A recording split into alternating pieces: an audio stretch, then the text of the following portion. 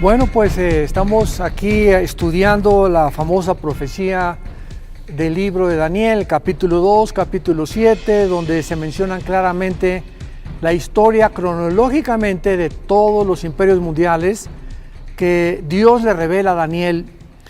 Y en el capítulo 2, para terminar con esta historia de los imperios mundiales, encontramos que después de la estatua de Nabucodonosor con la cabeza de oro, que significa Babilonia, el pecho y los brazos de plata, que representan al imperio medo y los persas, el vientre de bronce, que representa al imperio de los griegos o Alejandro el Magno, y las dos piernas de la estatua, que representan al cuarto imperio, que tal como la historia nos lo testifica, fue el imperio romano. Pero vemos en la profecía, en el capítulo 2, que dice que habría en los dedos una mezcla de hierro con barro. En otras palabras, esto es lo que significa que el último imperio mundial, después del cuarto, que fue Roma, bíblicamente será una confederación de 10 naciones, que, como vamos a comprobar a continuación, van a ser 5 de Europa y 5 del Medio Oriente, que se van a unir en esta confederación política para formar el último imperio mundial, representado por los 10 dedos de la estatua de Nabucodonosor, y que será de donde surgirá el anticristo. Dice aquí el capítulo 2 del libro de Daniel, que así, versículo 41 y 42, que de la fuerza del hierro, como se mezcló con el barro, y por ser, versículo 42, los dedos en parte de hierro y en parte de barro, el reino será frágil. Está hablando del último imperio mundial, del anticristo. Y dice en el versículo 34, y en los días de estos reyes, o sea, ya cuando veamos nosotros en los periódicos que se unió 5 naciones del Medio Oriente con 5 de Europa para formar esta confederación mundial, podemos saber hasta entonces cuándo surgirá el anticristo. Antes de esto, todas estas especulaciones de que el príncipe Felipe de España y que Obama, el expresidente de Estados Unidos, o que el Papa son el anticristo, son meras especulaciones, hipótesis filosóficas que no debemos de prestar ninguna credulidad. Vuelvo a repetir, esto es algo que tenemos que corroborar con la Biblia. Dice la Biblia que entonces en esta última fase del Imperio Romano va a surgir el anticristo. Ahora bien, el Imperio Romano, que está representado por las dos piernas de la estatua de Nabucodonosor, vemos que están las dos piernas divididas. ¿Por qué? Porque el Imperio Romano se dividió en Constantinopla y en Alejandría. Entonces, de ahí vienen los 10 dedos, 5 del Oriente y 5 del Occidente. El Imperio Romano se divide en dos partes, y por eso vemos que el Medio Oriente y Europa es la parte en la que el antiguo Imperio Romano quedó dividido. De ahí podemos nosotros deducir y concluir que serán 5 naciones del Oriente y 5 del Occidente las que formarán el último imperio mundial, que es del anticristo. Y si pasamos rápidamente al libro del Apocalipsis, capítulo 13, vemos nosotros en el versículo 1 que cuando Juan el apóstol se para junto al mar, ve a una bestia con 7 cabezas y 10 cuernos y 10 diademas, y en el versículo 2 tenemos claramente la explicación de Daniel de casi 700 años después que se escribió el Apocalipsis, donde él corrobora que el leopardo, que representa a Grecia, el oso, que representa a Babilonia, y el león, que representa los imperios antiguos, son exactamente los imperios que el anticristo va a gobernar. Así que nosotros tenemos ya por lo menos una figura de lo que va a ser el último gobierno mundial, que va a estar involucrado Irak, que representa la cabeza de oro. Tenemos a Irán, que representa a los brazos de plata. Tenemos a Grecia, que representa el vientre y que está representado precisamente aquí en Apocalipsis como una bestia. Y tenemos finalmente al cuarto imperio mundial, que fue Roma, por lo que nos habla la Biblia de un renacimiento del imperio romano, y las naciones que formaron el imperio romano formarán las naciones del último imperio mundial. Estemos atentos a las profecías bíblicas.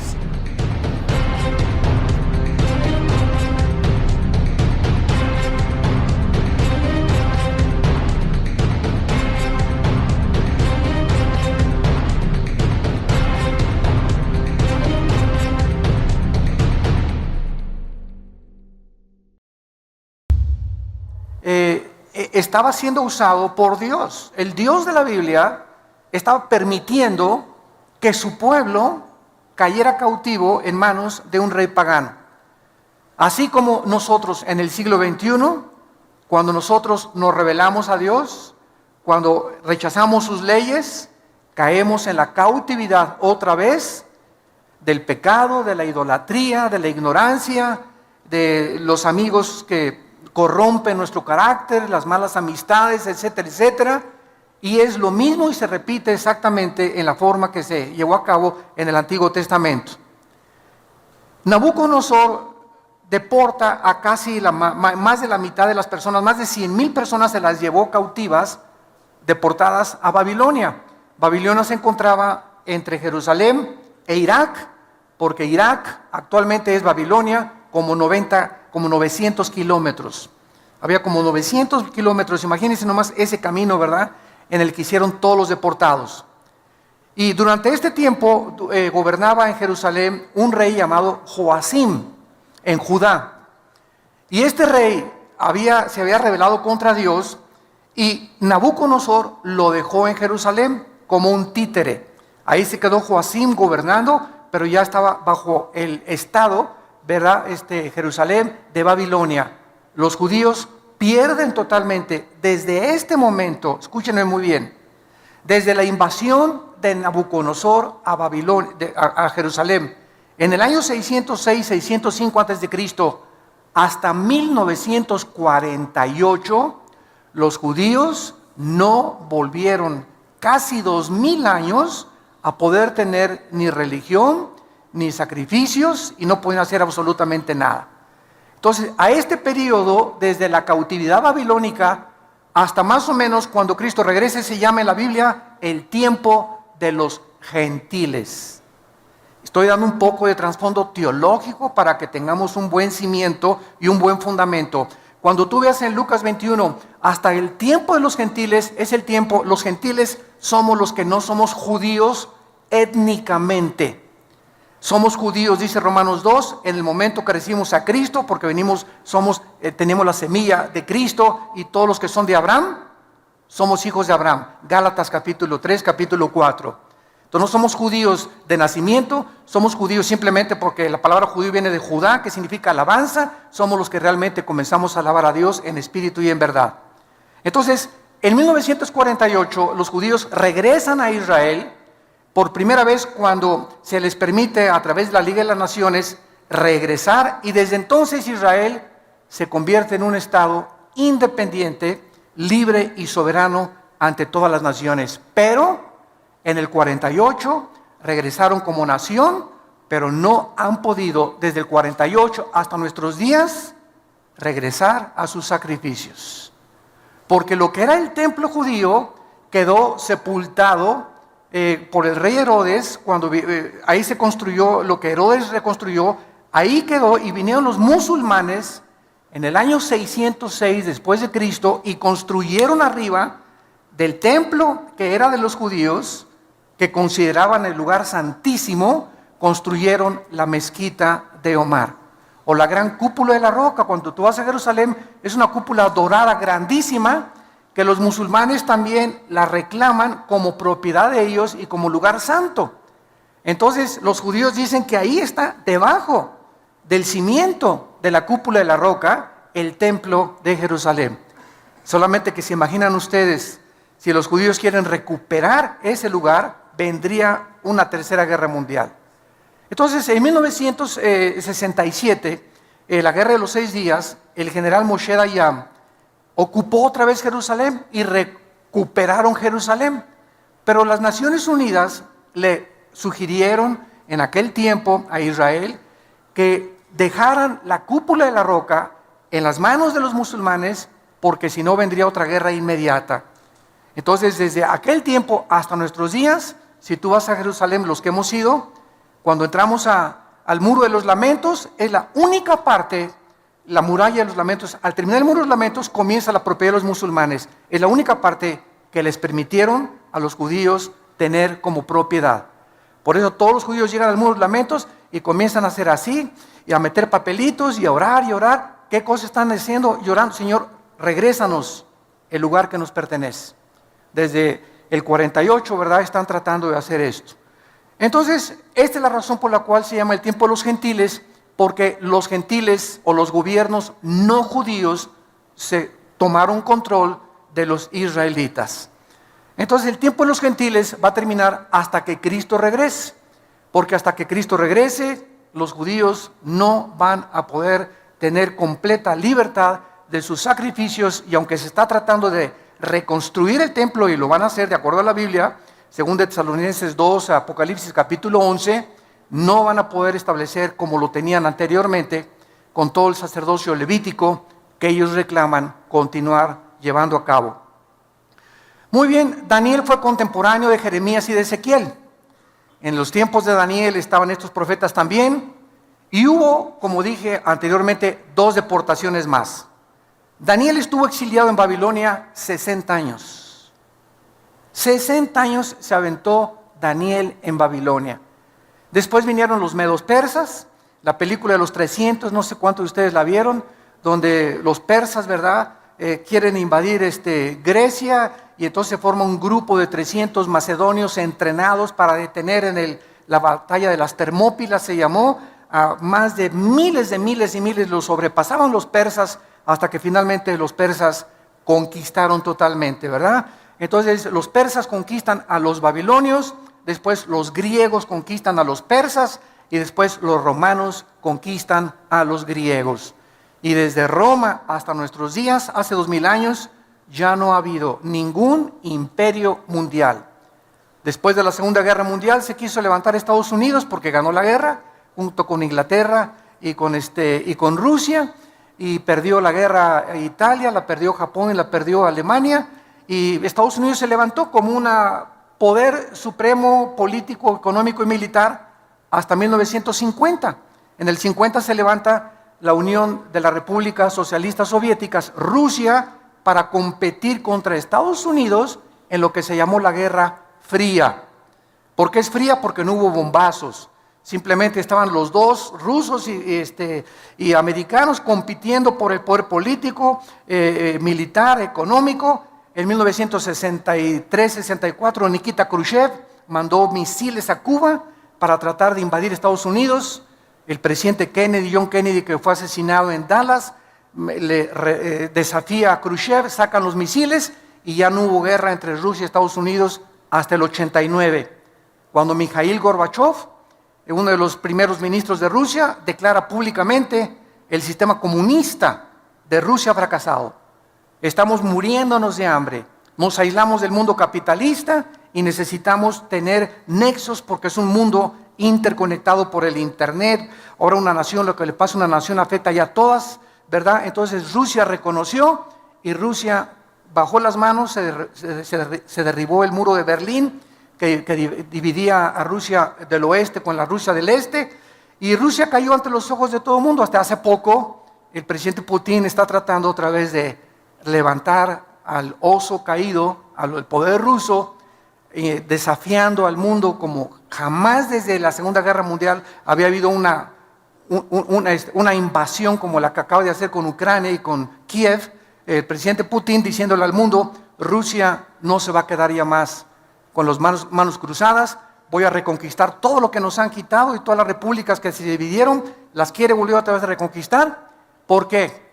Porque Estados Unidos ha comenzado a declinar política y económica y militarmente. El ejército de Estados Unidos ya sacaron, este año ya sacan a soldados de Afganistán y de Pakistán, y Estados Unidos ya no es el policía del mundo en el año 2014 en que nos encontramos. Ya Obama le dijo a Europa: encárguense ustedes de Putin. Dijo Obama: yo ya realmente le saco. Ya no tenemos ni el poder para luchar contra Rusia, ni para poder detener a este señor. Y ahora en Europa se encuentra económicamente débil. El único país ahorita en Europa es Alemania. Francia ya es completamente sometida a Alemania. España en quiebra económicamente. Italia se está muriendo de hambre. Grecia y Portugal muriéndose de hambre. Y la única nación ahorita que está tratando de hacer un frente para impedir otra vez el gran poder de los rusos es Alemania. Angela Merkel, la presidenta alemana, es la única que puede intervenir. La OTAN no puede intervenir, la Organización de los Países del Atlántico del Norte, porque Rusia no pertenece y Ucrania no pertenece a la OTAN. Y solamente OTAN interviene, como en Libia cuando mataron a Gaddafi, porque Libia pertenecía y porque podían tratar de sacar a Gaddafi de Libia. Entonces ahorita Putin no tiene quien le diga no, solamente sanciones económicas y diplomáticas, y él va a seguir ampliando, y esto es exactamente lo que profetiza Ezequiel capítulo 38 hace 2600 años. No lo vean ahorita, lo menciono solamente. Gog y Magog. Gog es un líder, Magog es la tierra de los tártaros, la tierra de los escitas, que son los pobladores de la Rusia moderna. Y la Biblia hace 2600 años profetiza que Rusia se iba a levantar. Estados Unidos no aparece en la Biblia en ningún lado en las profecías de los últimos tiempos. Por más que nos cansemos de buscar y tratar de decir que es Estados Unidos, no es Estados Unidos, sino que solamente aparece Europa y el Medio Oriente, con algunas naciones de Asia como China y Japón en Apocalipsis 16 como los reyes del Oriente. Entonces todo el escenario político y económico que vamos a estudiar en Daniel, en los capítulos ya finales, se encuentra profetizado con los otros profetas hebreos para que sepamos que Dios es Dios. Miren lo que dice, por ejemplo, en Isaías 44, Dios a través de su profeta, Isaías 44, versículo 7. Esto fue escrito hace 2750 años. Y dice Isaías 44, 7, desde el 6, perdón, así dice Jehová, Rey de Israel, y su Redentor, Jehová de los ejércitos. Yo soy el primero y yo soy el postrero, y fuera de mí no hay Dios. ¿Y quién Dios está desafiando? ¿Quién proclamará lo venidero? Lo declarará y lo pondrá en orden. Porque pues ha habido profecías, ¿verdad? Como Nostradamus profetizó, de las 100 profecías, el 10% se cumplieron. Nunca hay una profecía de ningún líder religioso en el mundo, llámese Mahoma, mucho menos Mahoma, el Corán no es un libro profético, ni el libro del Mormón, ni el libro del Maharanibana Sutta, ni el Tripitaka de Buda. De ninguno de los libros sagrados se encuentra el orden, porque hay un orden en las profecías bíblicas en la que Dios puso la historia del mundo. Y cuando Dios le revela a Daniel, como lo vamos a ver más adelante en el capítulo 2, Babilonia, a través de la estatua del sueño de Nabucodonosor, tú eres la cabeza de oro.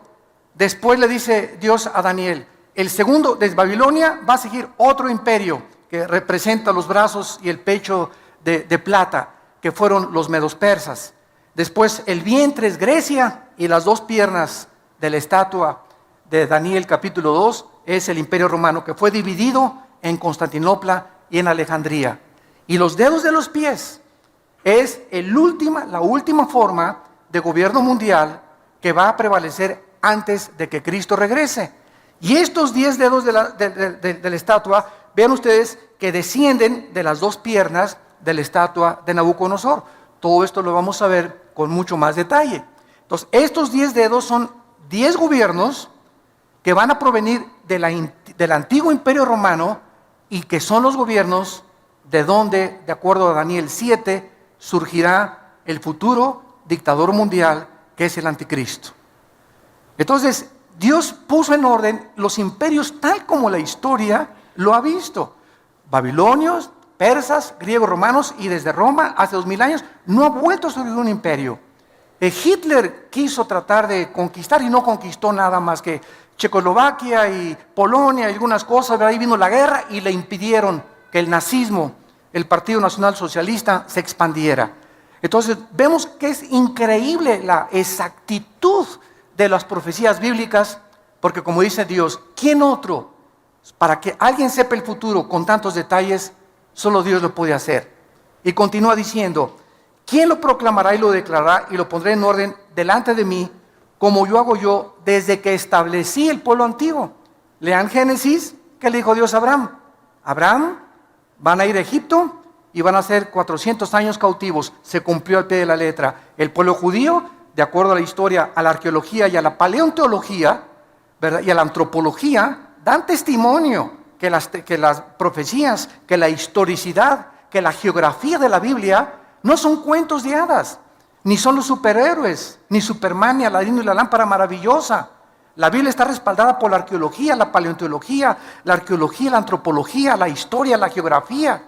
Nos da fechas, la Biblia nos da los nombres de los reyes que prevalecieron en el tiempo en que la Biblia fue desarrollada.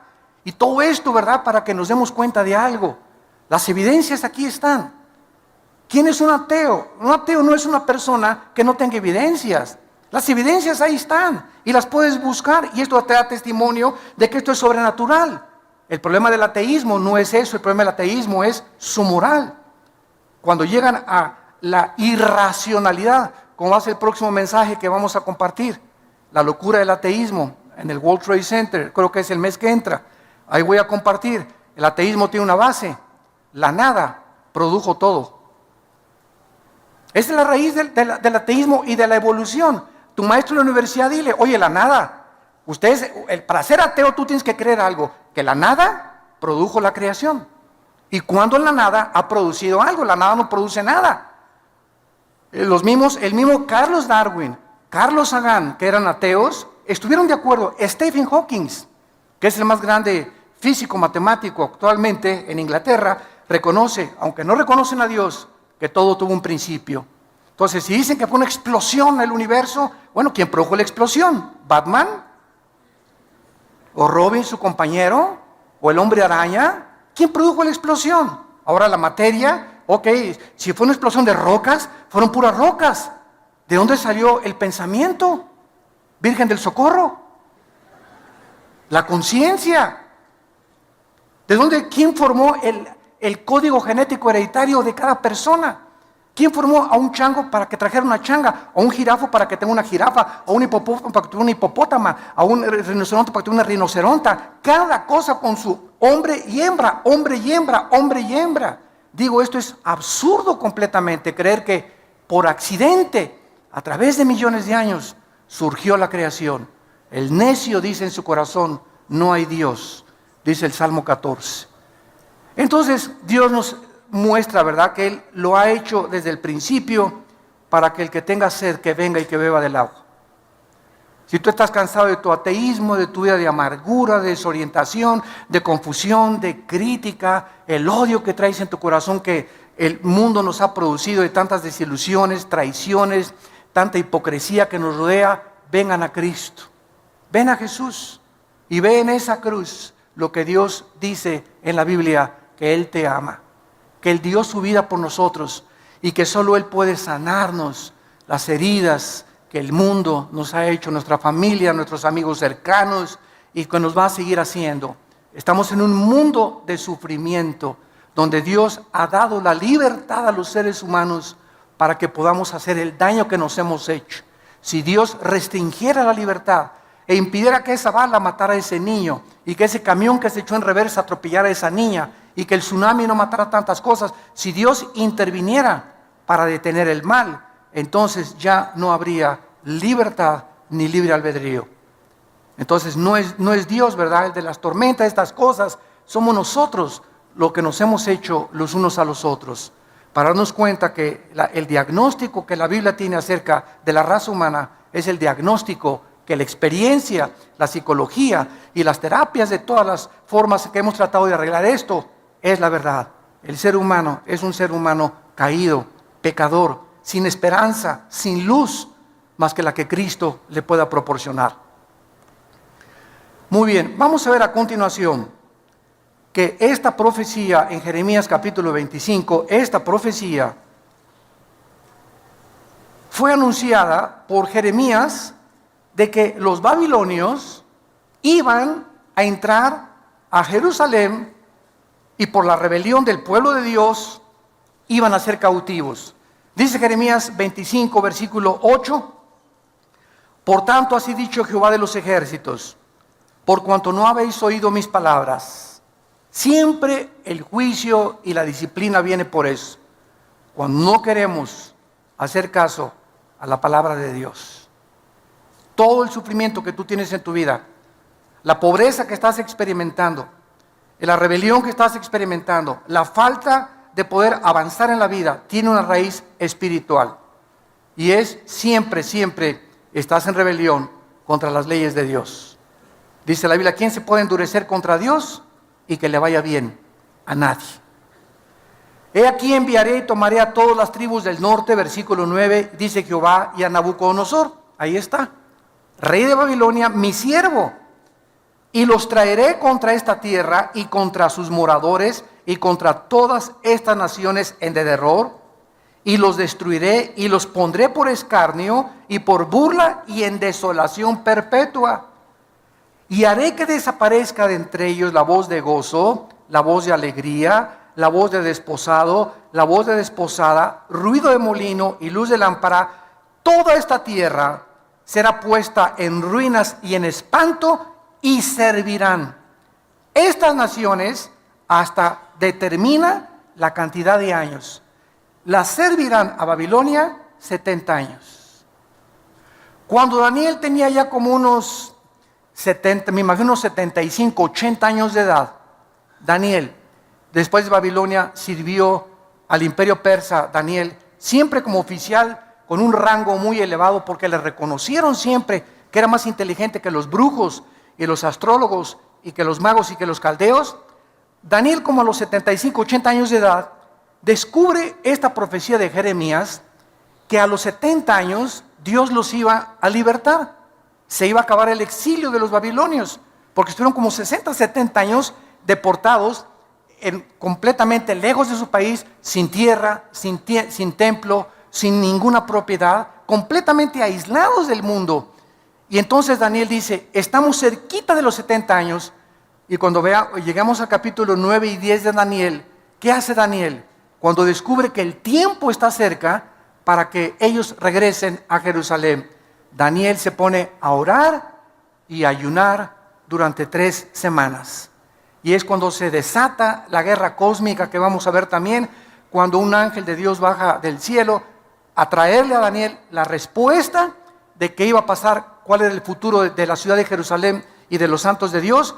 Y un principado satánico, en aquel tiempo era el imperio persa, que impide que el ángel de Dios le lleve este mensaje a Daniel, y se hace una guerra en el cielo mientras Daniel está orando.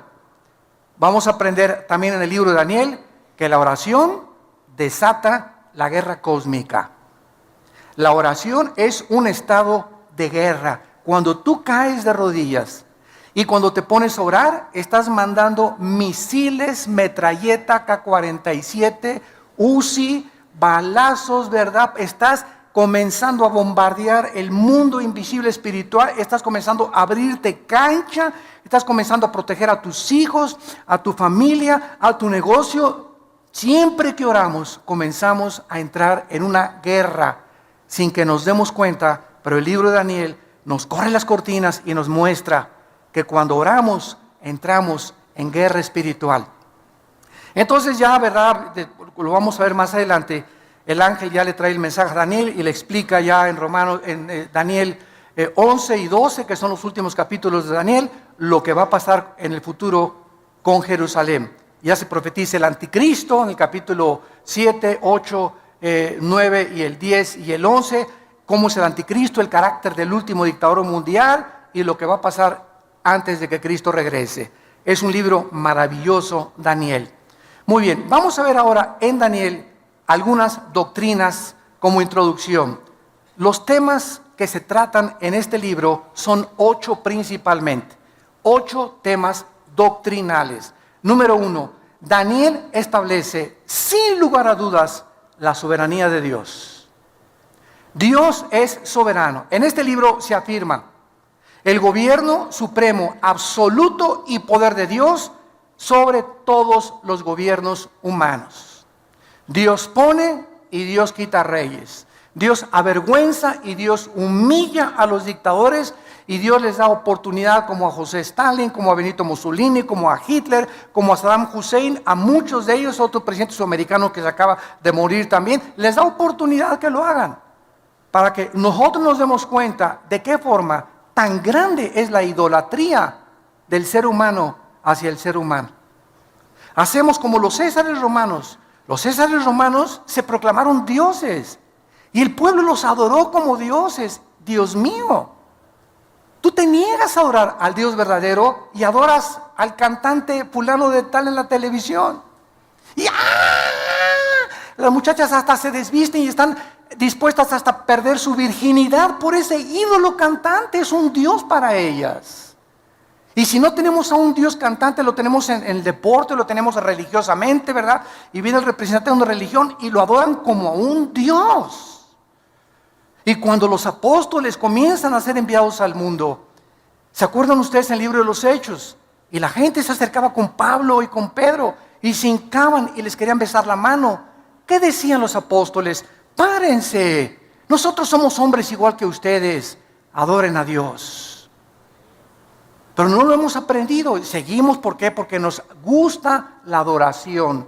¿A quién no le gusta que lo exalten, que le aplauden, que se hinquen delante de ti, que te besen la mano, ¿verdad? ¿A quién no le gusta eso? ¿A quién no le gusta sentirse atraído y reconocido donde quiera que tú vayas? Es la naturaleza pecaminosa del ser humano. Y cuando los hombres de Dios, ¿verdad?, entramos a ese mundo donde la gente, mucha gente, usted no se imagina, yo tengo gente que ha ido a Sudamérica, que se acercan conmigo y se hincan delante de mí por ignorancia, porque creen que somos, me dicen padrecito, ¿verdad? O tantas cosas que le dicen a uno, ¿verdad? Y hermano, párese, ¿verdad? Párate, o sea, nunca te hinques delante de un hombre, ni menos le beses la mano, ni lo veas como un Dios. Somos como ustedes, con pies de barro, hombres con defectos que por la gracia de Dios somos lo que somos y lo que Dios nos ha dado, pero no somos ni más grandes, ni más poderosos, ni más santos, ¿verdad? Mucho menos, ¿verdad?, que cualquiera de aquellos que Dios ha llamado para servirle. Pero es la tendencia del ser humano. Ves un artista y te le hincas y ves y llegas y mi autógrafo, ¿y para qué esta cochina firma, hombre? Se va a ahorrar con el tiempo. Pero así somos, ¿no? Nos encanta eso, porque lo traemos por la naturaleza humana. Entonces Dios nos muestra en la Biblia que Él es soberano, que Él tiene el poder sobre todo. Daniel sirvió bajo los más poderosos imperios de la historia. Sin embargo, aunque todos estos imperios surgieron, ¿se acuerdan de los jardines colgantes de Babilonia? Que se consideraron una de las 7 maravillas del mundo por el rey Nabucodonosor.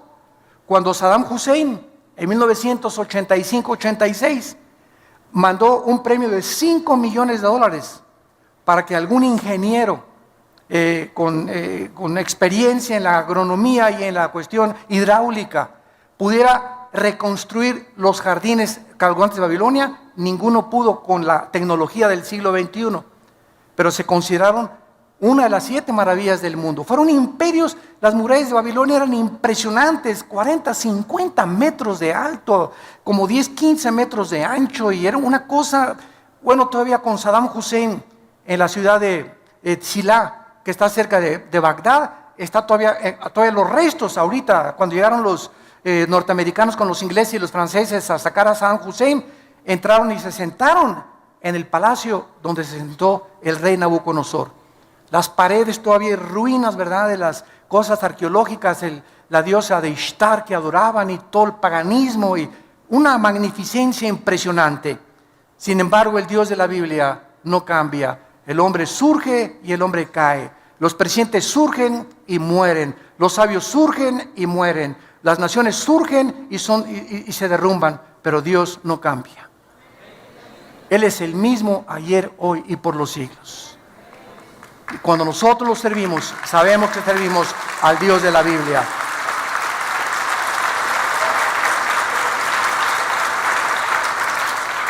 Dice en Isaías 40, el profeta, capítulo 40, versículo 15: He aquí que las naciones les son como la gota de agua que cae del cubo, y como menudo polvo en las balanzas les son estimadas. He aquí que hace desaparecer las islas como polvo. Versículo 17. Como nada son todas las naciones, como nada son todas las naciones delante de él. Y en su comparación serán estimadas en menos que nada y que lo que no es. Versículo 23 y 24. Él convierte en nada a los poderosos. Dice la Biblia, y a los que gobiernan la tierra hace como cosa vana, como si nunca hubieran sido plantados, como si nunca hubieran sido sembrados, como si nunca su tronco hubiera tenido raíz en la tierra, tan pronto como soplen ellos, se secan y el torbellino los lleva como hojarasca. Esta es la comparación del Espíritu Santo, del Dios Todopoderoso, que es nuestro patrón supremo y sobre toda la historia humana. Y aquí estamos los hombres, ¿verdad? Teniendo miedo del hombre, sirviendo al hombre, adorando al hombre, inclinándonos delante de personas como tú y como yo, que no nos dieron ni siquiera la vida por la ignorancia del corazón humano. Y cuando venimos a la verdad, se nos caen las vendas y nos damos cuenta, ¿verdad? La idolatría que hay en el corazón del hombre. ¿Y por qué viene esta idolatría? Psicológicamente, porque necesitamos a alguien a quien adorar. Y si no sabemos quién, agarramos un tronco y le damos la forma de un hombre y lo cortamos y lo ponemos y nos hincamos ante el tronco y la forma que nosotros le dimos.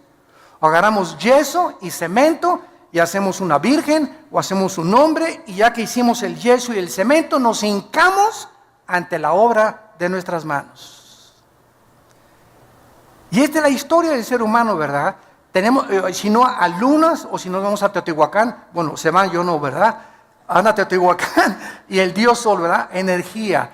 Y hay todos de blanco recibiendo la energía de Dios, o adoramos la astrología. Dice que si eres Géminis no te lleves con Capricornio, y si eres esto no te lleves con aquello, porque los astros, mi horóscopo dice que hoy no compre, hoy no compro. Porque son los que me dirigen la vida y los que dirigen el destino y la conducta humana. Y verdad, los astros solamente dirigen, como la luna, las mareas de los océanos, por la fuerza de gravitación. Pero no tiene nada que ver, ¿verdad? La luna no tiene corazón, no tiene espíritu. Un ídolo no tiene espíritu, no camina, no se mueve, no habla. Son personas, ¿verdad?, imaginarias que nosotros hemos creado en nuestro corazón. Porque Dios puso, Eclesiastés 3:11, la eternidad en el corazón. Traemos la eternidad. Entonces fuimos creados para adorar a alguien.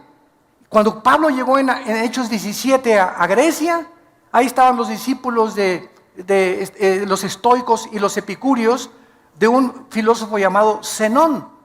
Y Pablo les dice a los griegos: cuando entré al areópago, vi una grande estatua que decía: al Dios desconocido, al que ustedes adoran sin conocerle, les vengo a anunciar. Los griegos fue una civilización en el tiempo de la filosofía de oro, 150 o 200 años antes de Cristo, que buscaban la verdad. ¿Qué es la verdad detrás de todas las cosas? ¿Qué es el sentido común? ¿Qué es la razón? ¿Cuándo somos racionales y cuándo somos irracionales, los que nos llamamos racionales? Entonces, ellos no conocían a Dios, creían en Dios.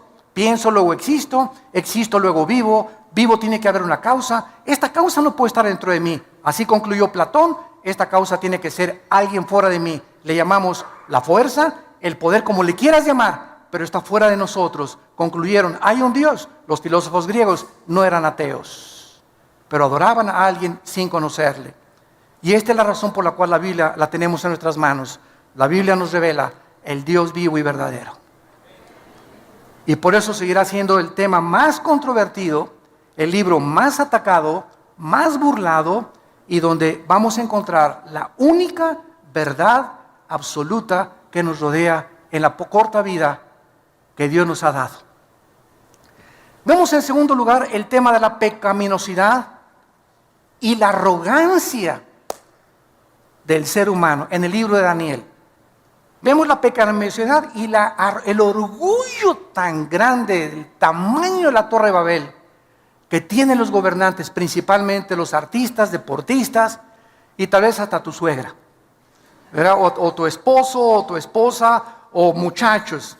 Hace poco que prediqué en la Iglesia del Norte, di un mensaje sobre las evidencias tremendas de la existencia de Dios. Llegó una muchacha como de 19 años, al acabar el mensaje se acercó y me dice, ¿usted cree que sabe todo, verdad? Me dice, le digo, no, para nada. Me dice, lo que usted dice, la primera y la segunda ley de las termodinámicas es una aberración. Le dije, sí, ¿por qué? ¿Qué dice la primera y la segunda ley de la termodinámica? Y me dice, no, Chepo, me dijo mi maestro. Le dije, bueno, mira, cuando quieras discutir algo, ven una muchacha de 19 años, pero con una arrogancia. O sea, le dije, mira, si tú quieres aprender, ven y dime, ¿sabes? No entendí esto, explíquemelo, por favor, con mucho gusto. Pero traes un orgullo, le dije, a tu edad, que si no tienes ni el conocimiento y te pones al brinco, ¿verdad? Es como si yo llego con Einstein y le digo, señor Einstein, no entiendo su fórmula E igual a mc al cuadrado, es usted un loco. Entonces me va a decir, Einstein, estás más loco porque no sabes ni lo que estás diciendo. Pero lo vemos en los niños, lo vemos en los jóvenes, lo vemos en los profesionistas, lo vemos en cualquier nivel. Somos bien orgullosos. Los hombres, que mi esposa no me diga nada porque, acuérdate que soy Juan Camaney. ¿Y tú qué me tienes que decir, verdad? Métase, póngase a lavar la ropa y cállese y ahí se acuesta. Y ahí me espera cuando llegue la noche, le caigo con el salto del tigre. Y así somos, ¿verdad? Bueno, los cristianos éramos arrogantes, déspotas, tratando a la esposa como si nada, los ricos humillando a los pobres, aprovechándose de los pobres, los tribunales y los magistrados demandando al que no tiene dinero, los presidentes, lo último que les interesa es el pueblo, ¿verdad? La mayoría, no todos, tratando de oprimir más, llevarse lo que se pueda llevar. Y esa es la historia del ser humano.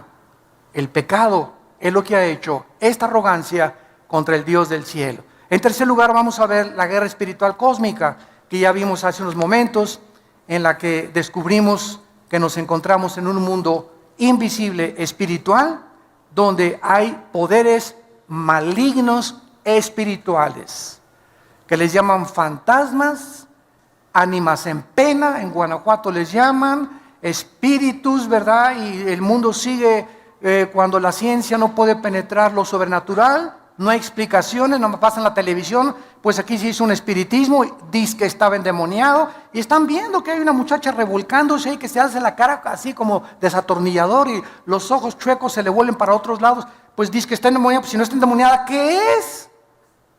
Trae al mejor médico, entonces que me explique qué es entonces, ¿que tiene dolor de cabeza? El dolor de cabeza hace que se le enchueque la cabeza y que se le salga la lengua como y que hable con otra voz. Digo, ahí están viendo y no reconocen que es algo sobrenatural, pero su orgullo médico y científico le impide al mundo reconocer la luz y la verdad. En cuarto lugar, la veracidad de la palabra de Dios.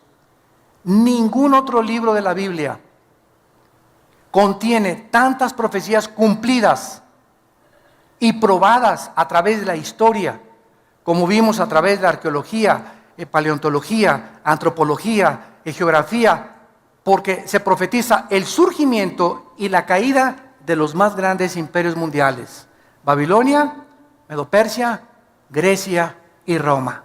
Aquí lo encontramos en el libro de Daniel. En quinto lugar, vamos a encontrar el tema doctrinal del surgimiento del anticristo. El libro de Daniel es el único libro de toda la Biblia que nos enseña de dónde surgirá el anticristo.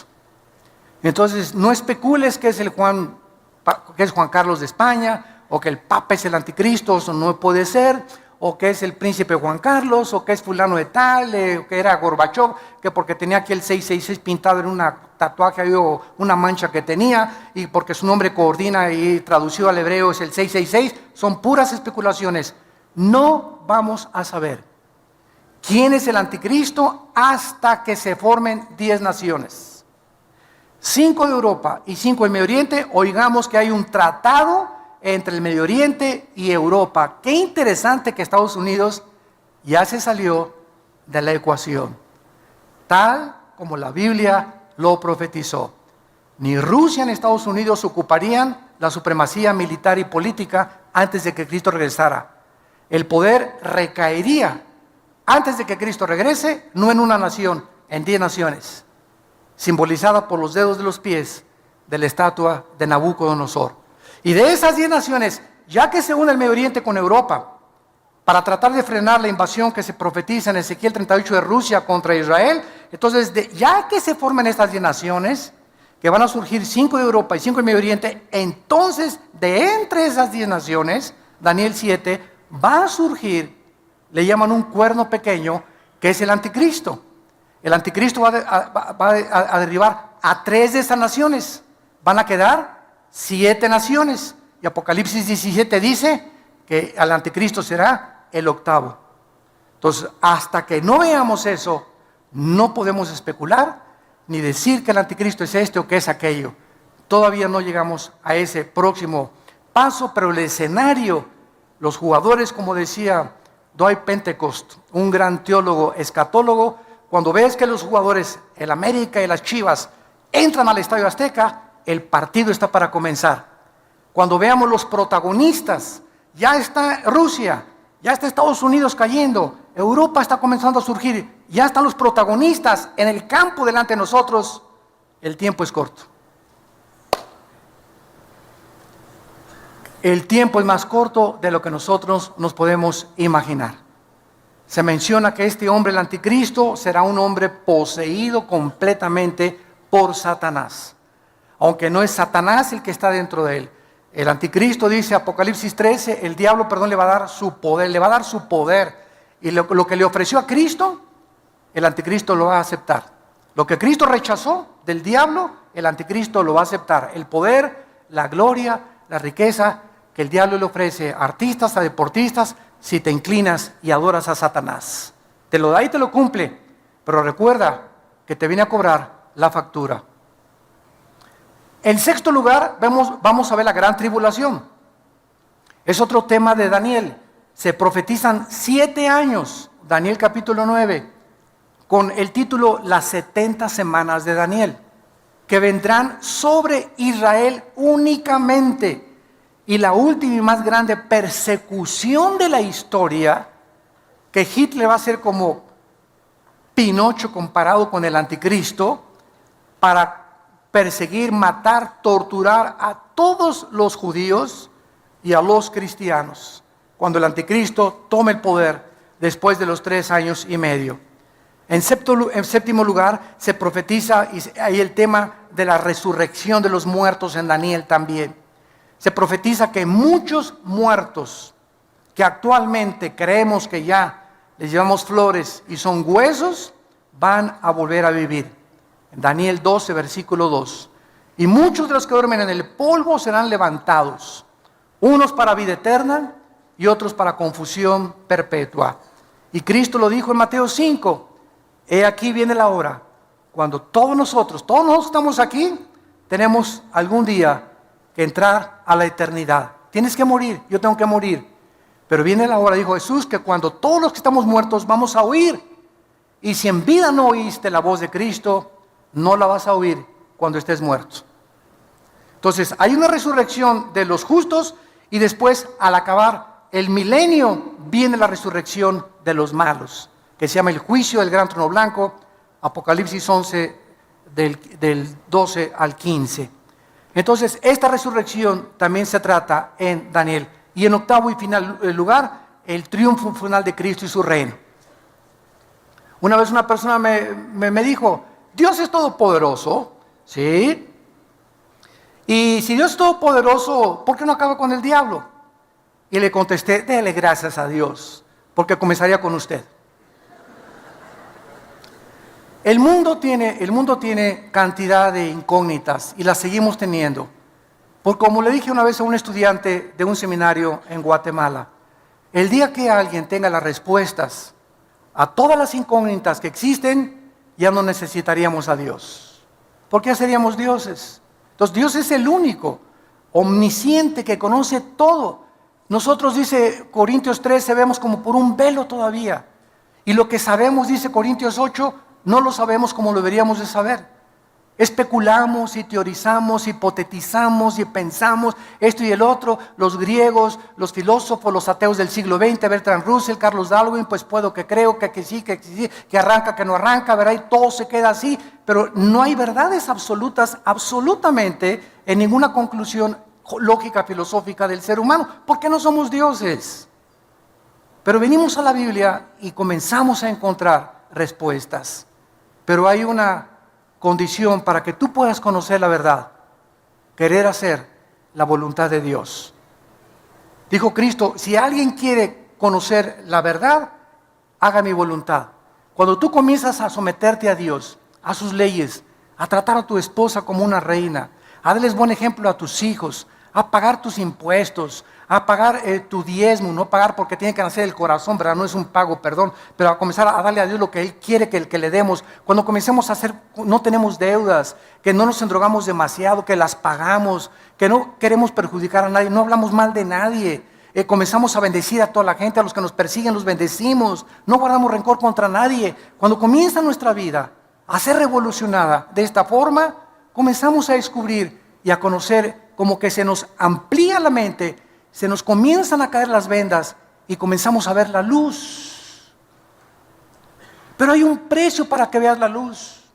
No vengas y a ver si Dios es esto y es esto, retando y desafiando a Dios. Espérame tantito, dice Dios: primero deja tu frente, deja todo lo que tienes y veas mi voluntad. Pídele perdón a tu esposa antes que conozcas la teología de la predestinación. ¿Quieres conocer la predestinación y quieres conocer el libre albedrío humano? ¿Quieres saber por qué Dios permite esto y aquellas cosas? Dios no es un genio de la lámpara Aladino para satisfacer tu vacío intelectual. Dios quiere que primero estés dispuesto a seguirlo para que Él te premie y te recompense con la luz y la verdad de su santa palabra. Oremos. Padre, te damos gracias por tu palabra en esta mañana. Gracias porque tu Espíritu nos ha comenzado a abrir el entendimiento de tu palabra, para que la luz pueda entrar a nuestras vidas y podamos conocer la verdad, el camino, la justicia y la santidad, que sin esta santidad no podemos entender las cosas más profundas del Espíritu de Dios. Te damos gracias porque el Espíritu es el que nos enseña estas cosas. Para eso nos lo diste. Y es un espíritu de poder, de amor y dominio propio. No es un espíritu de cobardía. En esta mañana, dile a Dios: Señor, yo reprendo de mi vida todo espíritu de angustia que traigo, echando toda mi ansiedad sobre de ti. El problema de mis hijos, el problema de mis padres, el problema de mi futuro no está en mis manos. Oh Dios, gracias porque no soy Dios, no soy diosa. Quiero solamente descansar en ti. Te entrego, Señor, mis afanes, mis ansiedades. Quiero tener paz. Te pido, Señor, que todo espíritu que hay en mí de temor se vaya, Señor, y yo pueda saber que si te tengo temor a ti, no tengo tener temor de ni enfermedades, ni del futuro, ni económicos, porque tú eres mi pastor, nada me faltará jamás. Si diste tu vida por mí, ¿cómo no me darás todas las cosas? Si diste tu sangre en una cruz para que yo pudiera entender cuánto eternamente me has amado. Gracias, Señor, por ser mi pastor, en quien puedo llorar, en quien puedo descansar. Guíame por sendas de justicia por amor de tu nombre. Aunque ande en valle de sombras y de muerte, no tendré miedo de nada en la vida, porque tú estás conmigo y nunca me dejarás, nunca me desampararás. Aunque yo crea que me has desamparado, estás conmigo y estarás siempre hasta el final de mi vida. El bien y la misericordia me seguirán todos los días de mi vida, y en tu casa algún día, oh Dios, toda esta vida de problemas y sufrimientos no se comparará cuando en aquel día me abras los brazos y me digas: ven, bendito, bendita de mi Padre, desde antes de la fundación del mundo, al reino que había preparado para aquellos que me han seguido con todo su corazón. Y ahora muchos de ustedes que no tienen a Cristo, que han venido tal vez de visita, otra vez por curiosidad. Y estoy seguro que entraste a esta conferencia confundido, vacía, desorientado, con tantos problemas y tantas angustias. Te invito a que vengas en esta mañana a una cruz. No te invito a ninguna religión. Ven a la cruz, a un hombre que se llama Jesucristo, para que Él entre a tu vida y experimentes el poder de su resurrección con estas palabras: Señor, te pido perdón por mis pecados. Creo que en la cruz pagaste por ellos con tu sangre, que a los 3 días resucitaste de entre los muertos, y te recibo como mi Señor y mi Salvador en mi vida, en el nombre de Jesús. Amén. Gracias a Dios por su palabra. Gracias a Dios.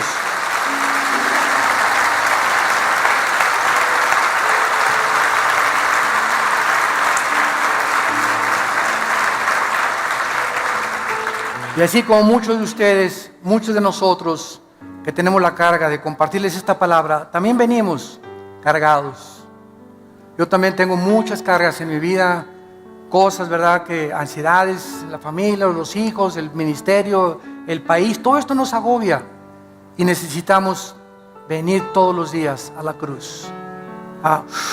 De la palabra sacar esa fuerza que nadie nos puede dar, ni las pastillas tranquilizantes, ni el psiquiatra, ni mi comadre, ni la doctora Corazón, ni Walter Mercado, ni nadie. Solo Dios en su palabra me puede seguir sosteniendo para que lleguemos con gozo al final de nuestra carrera. Nos ponemos de pie para recibir la bendición pastoral. Los que gusten pueden extender su mano hacia acá en señal que reciben esta bendición. Dios bendiga tu vida y te guarde y te dé paz. Dios bendiga a tu esposa y a tu esposo, tu matrimonio y a tus hijos. Dios bendiga a tus animales domésticos. Dios bendiga los alimentos de tu hogar. Dios te guarde cuando salgas a la calle para que regreses contento a tu casa, con alegría en tu corazón, para orar con tus hijos y tu familia. Dios te llene de todo el poder de su conocimiento y sabiduría, para que siempre apruebes lo mejor, andando como es digno de un hijo y de una hija de Dios, llevando fruto en todo tiempo, creciendo en su conocimiento y en toda su gracia, y mostrándole a la gente el amor de Cristo que sobrepasa todo entendimiento. Dios guarde tus pensamientos y tu corazón en Cristo Jesús, en su nombre precioso. Que tengan mucha paz. Amén.